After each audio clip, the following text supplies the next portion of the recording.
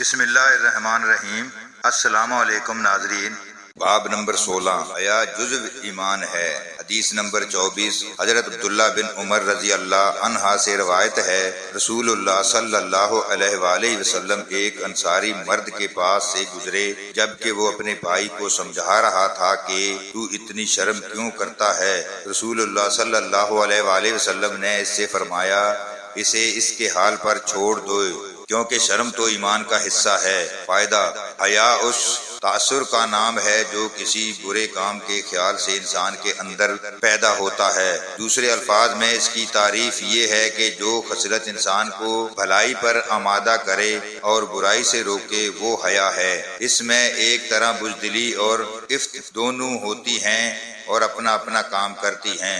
بزدلی برائیوں سے روکتی ہے اور عفت اسے نیک کاموں کی طرف لاتی ہے۔ اس وضاحت سے پتہ چلا کہ جو لوگ شرعی امور میں حیا سے کام لیتے ہیں اس کا نام حیا رکھنا غلط ہے، لیکن یہ ان کی طبیعت کی کمزوری ہے جسے حیا کا نام دے کر چھپانا درست نہیں۔ یہ ایسا جبن بزدلی ہے جس سے رسول اللہ صلی اللہ علیہ وآلہ وسلم پناہ مانگا کرتے تھے۔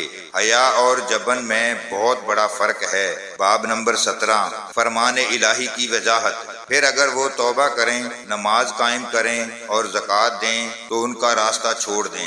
حدیث نمبر 25، حضرت عبداللہ بن عمر رضی اللہ عنہ سے روایت ہے، رسول اللہ صلی اللہ علیہ وآلہ وسلم نے فرمایا، مجھے حکم ملا ہے کہ میں لوگوں سے جنگ جاری رکھوں یہاں تک کہ وہ اس بات کی شہادت دیں کہ اللہ کے سوا کوئی معبود حقیقی نہیں اور حضرت محمد صلی اللہ علیہ وآلہ وسلم اللہ کے رسول ہیں۔ پورے آداب سے نماز ادا کریں اور زکوٰۃ دیں۔ جب وہ یہ کرنے لگیں تو انہوں نے اپنے مال و جان کو مجھ سے بچا لیا سوائے حق کے اسلام کے، اور ان کا حساب اللہ کے سپرد ہے۔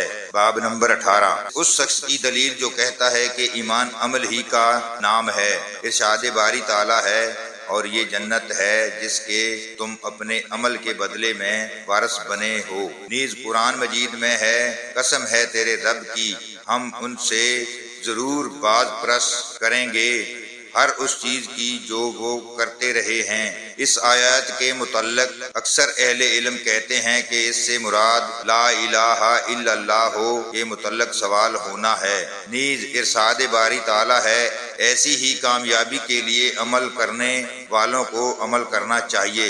حدیث نمبر 26، حضرت ابو ہریرہ رضی اللہ عنہ سے روایت ہے، حضور صلی اللہ علیہ وآلہ وسلم سے دریافت کیا گیا، کون سا عمل افضل ہے؟ آپ نے فرمایا، اللہ اور اس کے رسول صلی اللہ علیہ وآلہ وسلم پر ایمان لانا۔ سوال کیا گیا، پھر کون سا؟